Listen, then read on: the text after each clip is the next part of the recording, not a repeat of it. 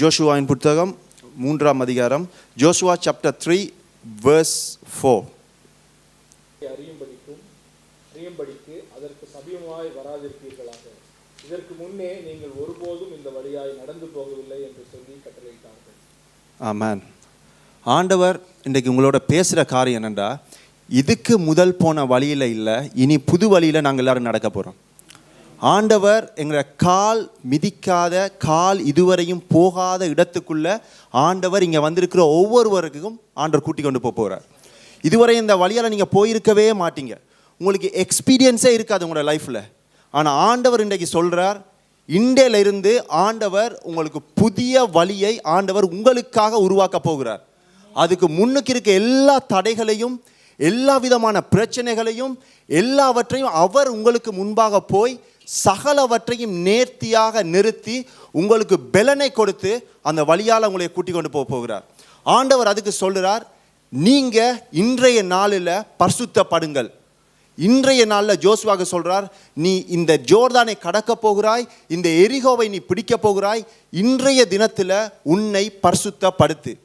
ஆண்டவர் எங்கள்கிட்ட இருந்து எதிர்பார்க்குற காரியம், நாங்கள் எல்லாரும் ஆண்டவருக்கு உண்மையும் உத்தமமாக தான் இருக்கிறோம். எங்களால் முடிந்த அளவுக்கு ஆண்டவருக்கு நாங்கள் உண்மையாக இருக்கிறோம். ஆனால் ஆண்டவர் சொல்கிறார், இன்னும் எனக்கு உன்னிட்ட இருந்து தேவை, இன்னும் அதிகமாக உன்னிட்ட இருந்து எனக்கு தேவை. இவ்வளவு நாளும் நீ வந்த வழி, நான் உனக்கு எல்லா பலத்தையும் கொடுத்தேன். ஆனால் இப்போ நீ போகிற புது பாதை, புது எனிமியை நீ பார்க்க போகிறா, புது விதமான ஒரு ஆபத்துக்களை நீ சந்திக்க போகிறா, உனக்கு ஒரு புது பலன் தேவை. அதனால் இன்றைய நாளிலிருந்து ஒரு புது அறிக்கையை உன்னுடைய வாழ்க்கையில் எடுத்துக்கொண்டு ஆண்டவர் என்னோடையும் உங்களோடையும் பேச ஆசைப்படுகிறார். நீங்கள் எத்தனை பேர் வளமையாக சேர்ச்சுக்கு வரலாம், ஒவ்வொரு சண்டையும் நீங்கள் சேர்ச்சுக்கு போகலாம். ஆனால் ஆண்டவர் அதுக்கு மேலே உங்கள்கிட்ட இருந்து எக்ஸ்பெக்ட் பண்ணுறார். ஆண்டவர் சொல்கிறார், இவ்வளவு நாளும் நீ என்னோட தேடின டைம் ஒரு 30 நிமிஷமாக இருக்கலாம், ஒரு 15 நிமிஷமாக இருக்கலாம். ஆனால் இன்றைய தினத்திலிருந்து என்னோட இன்னுமாக உறவாடு. உன்னிட்ட இருந்து நான் அதிகமாக உன்னிட்ட இருந்து எதிர்பார்க்குறேன். உன்னை வச்சு பெரிய காரியங்களை இந்த உலகத்துக்கு நான் செய்ய ஆசைப்படுகிறேன்னு ஆண்டவர் சொல்கிறார். ஸோ இன்றைய நாளிலிருந்து ஆண்டவர் உங்களையே எதிர்பார்க்காத வழிகளை உங்களை கொண்டு போகிறார். ஆமென். எத்தனை பேர் விசுவாசிக்கிறீங்க? ஆண்டவர் உங்களை கொண்டு போகிற நாட்கள் நீங்கள் இதுவரையும் பார்த்துடாத நீங்கள் பார்ப்பீங்க. ஆண்டவர் பாருங்க, ஜோர்தானை கடக்கிறதுக்கு முன்புக்கு இஸ்ரவேல் ஜனங்கள் அடிமைகள். அவங்களால ஒன்றுமே செய்ய முடியாது. ஒரு கூலை குடிச்சு கொண்டு ஒரு அரசனுக்கு கீழே அடிமைகளாக செங்கல்ல அறுத்து கொண்டிருந்த அந்த ஜனங்களை ஆண்டவர் 40 வருஷமாக அந்த வனாந்திரத்தில் கொண்டு வந்து யுத்த வீரனாக மாற்றி இருக்கிறார். பாருங்க, ஆண்டவர் சொல்றார், இவ்வளவு நாளும் நாங்கள் அடிமைகள், நாங்கள் பாவத்துக்கு அடிமை, நாங்கள் எங்களுடைய பலவீனத்துக்கு நாங்கள் அடிமை, எங்களால் நடக்க முடியாது, 3 நாள் நடப்போம், 4ஆம் நாள் நாங்கள் விழுந்துருவோம். ஆனால் ஆண்டவர் சொல்கிறார், இன்றைய நாளில் இருந்து நான் உனக்கு புது பலனை நான் உனக்கு தரப்போகிறேன். ஏனென்று சொல்ல, நீ போக போகிற சீசன் புது சீசன். பாருங்கள், இந்த உலகத்தில் பாருங்கள், இந்த சூரியனை விட்டு இந்த பூமி தள்ளி போகல ஒவ்வொரு சீசன் மாறிக்கொண்டு போகுதுன்னு. அந்த சீசனுக்கு இந்த உலகத்தில் இருக்க எல்லா இயற்கைகளும் தன்னைத்தானே மாற்றிக்கொள்ளுது. ஒரு அணில் கூட வரப்போகிற சீசனுக்காக தனக்கான சாப்பாடுகளை சேர்த்து கொண்டு போய் தனக்கு ஏற்ற எல்லாவற்றையும் சேமித்து வைக்குது. இந்த சீசன் மாறக்குள்ள நாங்கள் எங்களுடைய உடுப்பை மாற்றுறோம். இந்த சீசன் மாறக்குள்ள எங்களுடைய எல்லா விதமான எங்களுடைய உறுப்புகளில் இருக்க எல்லாமே, ஒரு ஹோமோன்ஸ் எல்லாமே மாறுபடுது. ஏன் நாங்கள் ஒரு புது இடத்துக்குள்ளே நாங்கள் போகும் பொழுது, புது எல்லைக்குள்ளே போகும் பொழுது நாங்கள் எவ்வளவு எங்களை மாற்ற வேண்டி இருக்குது. பாருங்கள், இந்த உலகத்தில் எல்லாத்துக்குமே நாங்கள் சண்டை பிடிச்சு கொண்டிருக்கோம். வேலையில் எங்களுக்கு பிரச்சனை, குடும்பங்களுக்குள்ளே எங்களுக்கு பிரச்சனை, பாருங்கள் பிள்ளைகளை வளர்க்குறதுல எங்களுக்கு பிரச்சனை, எல்லாத்துலேயும் நாங்கள் ஃபைட் பண்ண வேண்டியிருக்கு. இந்த உலகத்தில் நாங்கள் சகலவற்றுக்கும் ஃபைட் பண்ண வேணும். மில்லியனாக இருக்கிறவன் கூட அவனும் ஃபைட் பண்ணுறான். உலகத்தில் பிரசிடென்ட் கூட எல்லாத்துக்கும் ஃபைட் பண்ணி கொண்டு இருக்கிறான். தேவ பிள்ளையாகிய நாங்கள் மட்டும்தான், தேவன் எங்களுக்காக சகலவற்றையும் செய்து முடித்துட்டார். நாங்கள் செய்ய வேண்டிய ஒரே ஒரு காரியம், அவர் மேலே விசுவாசம் வைக்கணும். அவர் மேலே நாங்கள் விசுவாசம் வைக்கும் பொழுது எங்களோட பலவீனத்தில் அவர் எங்களுக்கு கிரியை செய்ய வல்லவராக இருக்கிறார். ஆரம்பத்தில் பாருங்கள், எகிப்தை விட்டு வெளியே வரக்குள்ள முன்னுக்கு செங்கடல் நிற்கிது. ஆண்டவர் சொல்கிறார், இந்த ஜனங்கள் யுத்தத்தை கண்டா மனம் உடைஞ்சு போயிடுவாங்க, இவங்களுக்கு யுத்தம் பண்ண தெரியாது, அதனால நான் இவங்களை வேற வழியில் கூட்டி கொண்டு போகிறேன்னு ஆண்டவர் சொல்கிறார். அந்த ஜனங்களுடைய கெப்பாசிட்டி ஆண்டவருக்கு தெரியுது. பாருங்க, ஜோர்தானை தாண்டி அந்த எல்லையில கால் வச்சோன்னு ஆண்டவர் சொல்றார், இந்த ஜனங்களை யுத்தத்துக்கு ஆயத்தப்படுத்து, இந்த ஜனங்களை யுத்தத்துக்கு ஆயத்தப்படுத்து. இங்கே இருக்க எல்லா விதமான பெரிய ஆக்கள் எல்லாவற்றையும் உடைத்து இந்த ஜனங்களுக்கு இந்த புதிய நாட்டை நான் அவங்களுக்கு கொடுக்க போறேன். எங்களுடைய ஆவிக்குரிய ஜீவியத்தில் ஆண்டவர் எங்களுக்கு வேறொரு லெவலுக்கு எங்களை கொண்டு போக போகிறார். இன்றைக்கு பாருங்க, இனி வார உலகம் பயங்கர கொடூரம் நிறைந்த உலகமாக இருக்க போகுது. யார்கிட்டையும் அன்பு இருக்காது. நீங்கள் அன்புக்காக நீங்கள் ஏங்க வேண்டிய காலங்கள் இனி வரப்போகுது. சாப்பாட்டுக்காக ஏங்க வேண்டிய காலங்கள் வரப்போகுது.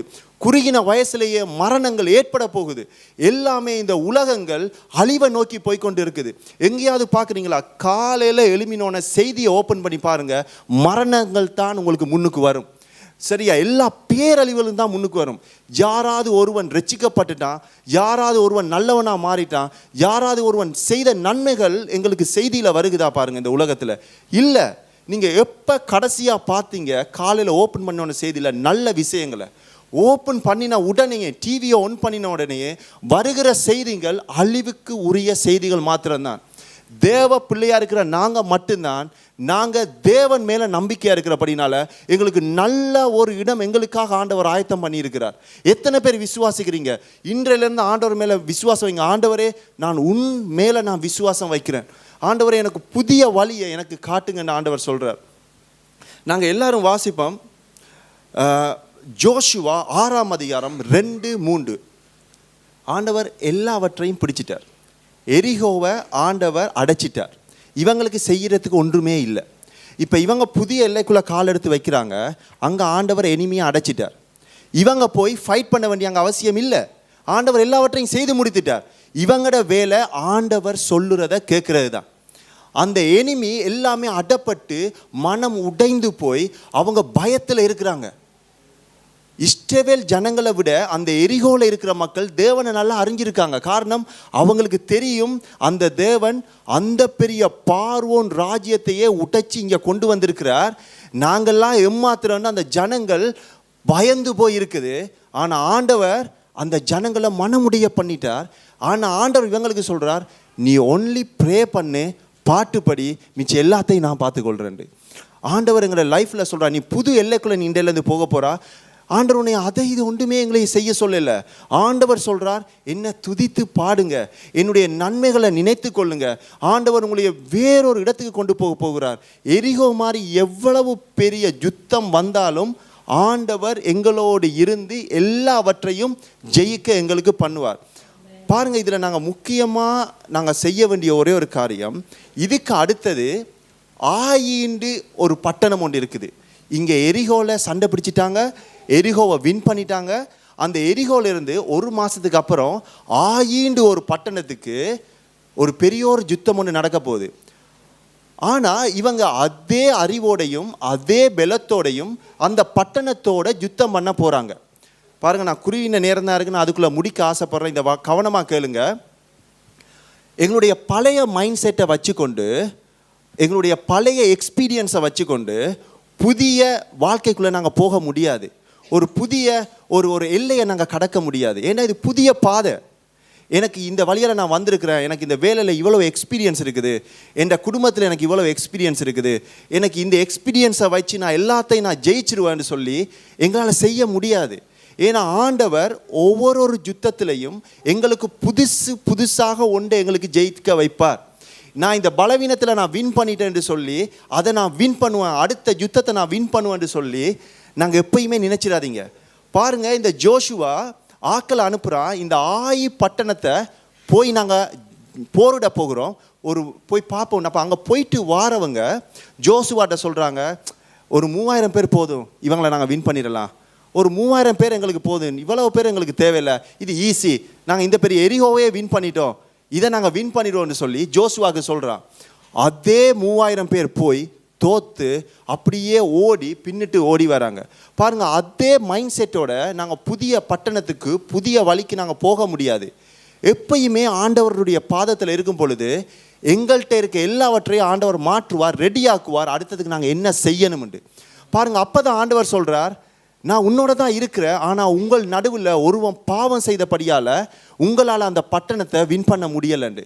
பாருங்கள், நாங்கள் நினைக்கிறோம் நாங்கள் எல்லாம் சரி, நாங்கள் பெர்ஃபெக்ட், எங்களால் நாங்கள் செய்கிற எல்லாவற்றிலையும் ஆண்டவர் இருப்பார், எங்களுக்கு ஒன்றுமே நாங்கள் பண்ண தேவையில்லை, நான் ஆண்டவருக்கு ஜெபிக்கிறேன், ஆண்டவர் செய்கிற எல்லாமே நான் பண்ணுறேன், அதனால் நான் பெர்ஃபெக்டான மனுஷன், நான் எதுலையும் வின் பண்ணிடுவேன்னு மட்டும் நினைச்சிடாங்க. ஆண்டவர் எனக்கு வரப்போகிற யுத்தத்தில் இருக்க பின்னிக்கு இருக்க எல்லா பிரச்சனையும் அவருக்கு மட்டும்தான் தெரியும். ஸோ அதனால் இன்றைய நாளிலிருந்து ஒரு புதிய எல்லைக்குள்ளே, இதுவரையும் கால் மிதிக்காத இடத்துக்குள்ளே போகிற நீங்கள் இன்றைய நாளில் 3 விஷயத்தை கடைப்பிடிங்க. ஒன்று, ஆண்டவருக்கு கொடுக்குற டைமை இன்னும் அதிகமாக்குங்க. நீங்கள் ஆலயத்துக்கு வாரத எந்த ஆலயமாக இருந்தாலும் சரி, நீங்கள் போகிற ஆலயத்துக்கு கரெக்டான டைமுக்கு போங்க. ஆண்டவருக்கு முன்னுரிமை கொடுங்க. இந்த நாளில் இருந்து ஜெபம் இல்லைன்னு சொன்னால் எங்களுக்கு ஜெயமே இல்லை, ப்ரேயர் இல்லைன்னு சொன்னால் நாங்கள் பவர்லெஸ் ஆக்களாக தான் நாங்கள் இருப்போம்.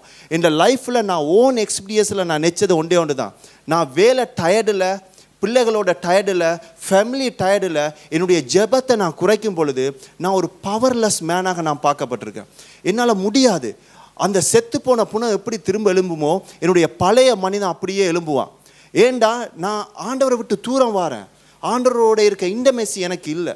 எங்களோட கேரக்டரை நாங்கள் ஆண்டவர் அன்பு தாங்க ஆண்டவரே, கருணை தாங்க ஆண்டவரே, நீடிய பொறுமை தாங்க ஆண்டவரேன்னு சொன்னால் சும்மா மேலேருந்து போட்டுற மாட்டார். அந்த கேரக்டரை எங்கள்கிட்ட இருந்து உருவாக்குவார், அந்த சிச்சுவேஷன் எங்களுக்கு கொடுப்பார். ஒரு புதிய பாதைக்கு போகிறோம்னு சொன்னால் அந்த சிச்சுவேஷனை ஆண்டவர் எங்கள்கிட்ட அந்த அனுபவத்தை கொடுத்து தான் கிரியேட் பண்ணுவார். பாருங்கள், ஆண்டவரே எனக்கு அன்பை தாங்க, ஆவிட கனியை தாங்கன்னு சொல்லும்போது, எஸ் நான் உனக்கு ஆவிட கனியை உனக்கு தருகிறேன். உனக்குள்ள அந்த ஆவிட கனிக்குள்ளே இருக்கிற அந்த 9 கேரக்டரையும் உனக்கு அனுபவத்தின் மூலமாகத்தான் உனக்கு நான் உருவாக்குவேன்னு ஆண்டவர் சொல்கிறார். ஸோ இனி போகிற பாதையில் ஆண்டவரோட கனி உங்களுக்கு இருக்கும். அந்த கேரக்டரை ஒவ்வொரு ஸ்டெப்லையும் ஆண்டவர் எங்களுக்கு உருவாக்குவார்.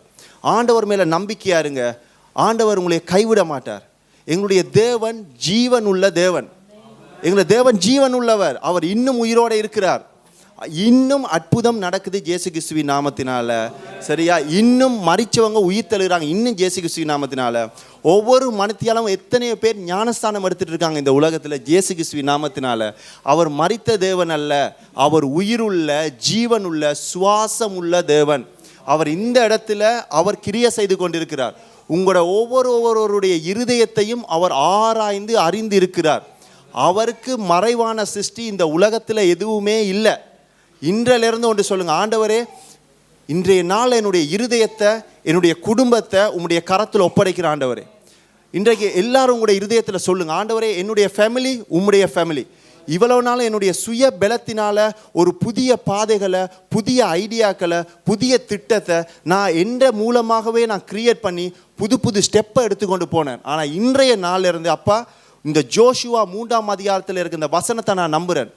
இதுவரையும் கால் வைத்து நடக்காத புதிய வழிகளில் ஆண்டவர் எங்களை நடத்த போகிறார். இந்த வசனத்தை மட்டும் இன்றைய நாளில் நீங்கள் ஞாபகம் வச்சுக்கொள்ளுங்க, அதை கன்வர்ஸ் பண்ணுங்க. ஆண்டவர் உங்களையே நடத்த வல்லவராக இருக்கிறார். ஆமேன். எல்லாரும் எழுந்து நிற்போமா? Amen. Hallelujah Lord, praise the Lord Jesus. ஹல்லேலூயா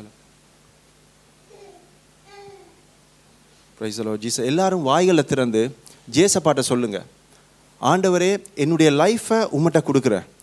ஆண்டவரே எல்லா வாழ்க்கையிலையும் ஆண்டவரே நான் டிசப்பாயிண்டட் ஆகிட்டேன். ஆண்டவரே நான் நம்பினது, நான் தெரிவு செய்த பாதைகள் எல்லாமே சில நேரத்தில் என்ன நானே குத்தி கொண்ட மாதிரி ஆகிட்டேன். ஆண்டவரே ஆண்டவரே இன்றைய நாளிலிருந்து உம்மை நம்புகிறேன்.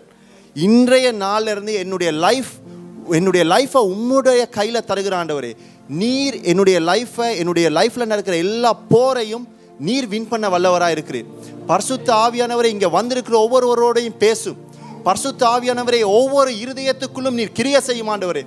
வந்தவர்கள் வெறுமனே போகாத படிக்கு ஆண்டவரே, மனமுடைந்து போகாத படிக்கு பரிசுத்த ஆவியானவரே வந்திருக்கிற ஒவ்வொரு இருதயத்தில் நீர் பேச வேண்டுமாய் கேட்கிறோம் ஆண்டவரே. உடைந்து வந்திருக்கிற ஒவ்வொரு இருதயமும் ஆண்டவரே உம்முடைய கரத்தில் நாங்கள் கொடுக்கிறோம் அப்பா.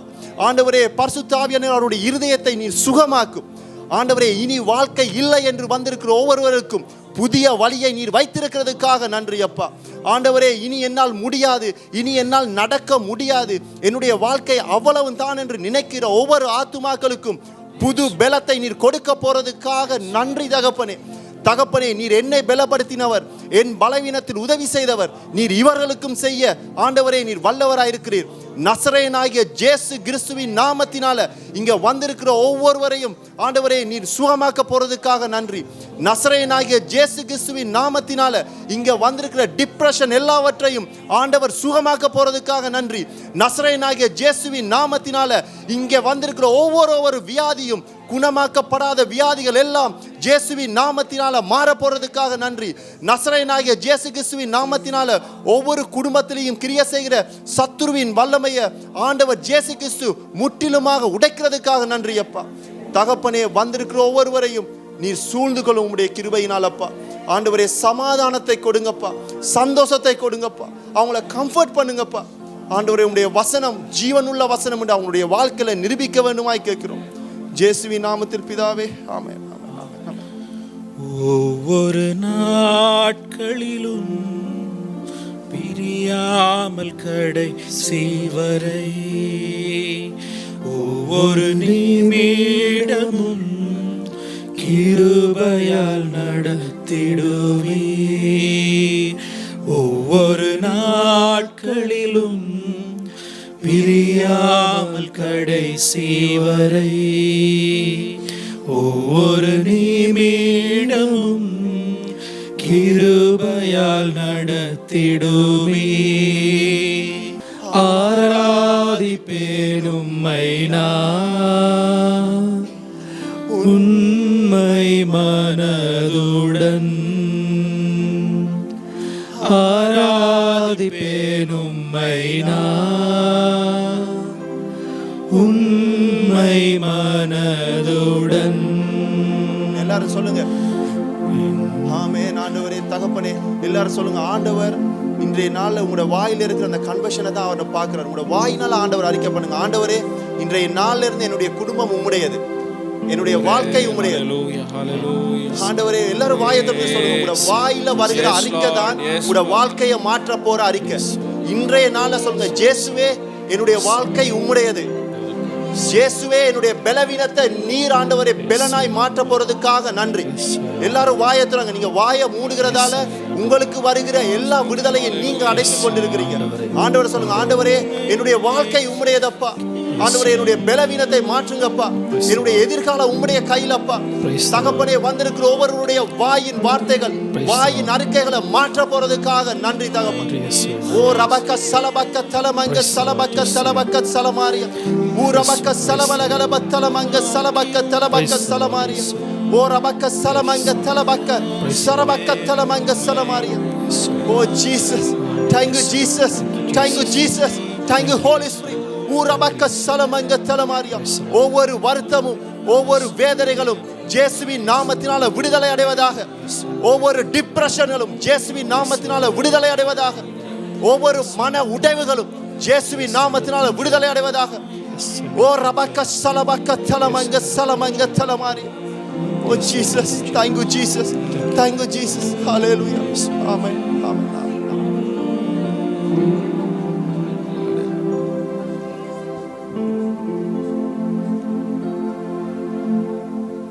ஜெபம் செய்வோம். எங்களை அதிகமாக நேசிக்கிற எங்கள் பரம தகப்பனே ராஜா, இந்த வார்த்தைக்காக உமக்கு நன்றி. ஆண்டவரே, உம்முடைய வார்த்தையின் மூலமாக ராஜா நீர் எங்களோடு இடைப்பட்டதற்காக உமக்கு நன்றி. கர்த்தாவே, நீர் எங்களோடு பேசியதற்காக நன்றி. அப்பா, நாங்கள் ஆண்டவரே புதிய பாதைகளிலே எங்களை நீர் நடத்த போவதற்காக நன்றி. அப்பா, அந்த பாதைகளிலே கஷ்டங்கள் வரலாம், துன்பங்கள் வரலாம். ஆண்டவரே ராஜா, எந்த வந்தாலும் ஆண்டவரே நீர் எங்களோடு இருக்கிறீர் என்கிற ஆண்டவரே ஒரு சமாதானத்தோடு நாங்கள் ஆண்டவரே செல்கிறோம். ஆண்டவரே, நீர் எங்களோடு இருக்க போவதற்காக நன்றி. எரிகோ மதிலை கர்த்தர் நீர் எங்களுக்காக உடைக்கிறதற்காக நன்றி. ஆண்டவரே அப்பா, எந்த ஒரு சாத்தானோ பெரிய காரியங்கள் வந்தாலும் ராஜா ஆண்டவரே நாங்கள் பயப்படாமல் கர்த்தர் எங்களோடு இருக்கிறீர் என்பதை நாங்கள் ஆண்டவரை உணர்ந்து அதன்படி நடக்க நீர் எங்களை செய்ய போவதற்காக உமக்கு நன்றி ராஜா. இந்த மீதியான ஆண்டவரே இந்த வாரத்திலும் உடைய கரம் எங்களோடு ஒவ்வொருவரோடும் இருந்து நடத்த போவதற்காக உமக்கு நன்றி. நீரே வழி நடத்தும் மீட்பெரும் இரட்சகரமான இயேசு கிறிஸ்துவின் மூலம் ஜெபிக்கிறோம் நல்ல பிதாவே.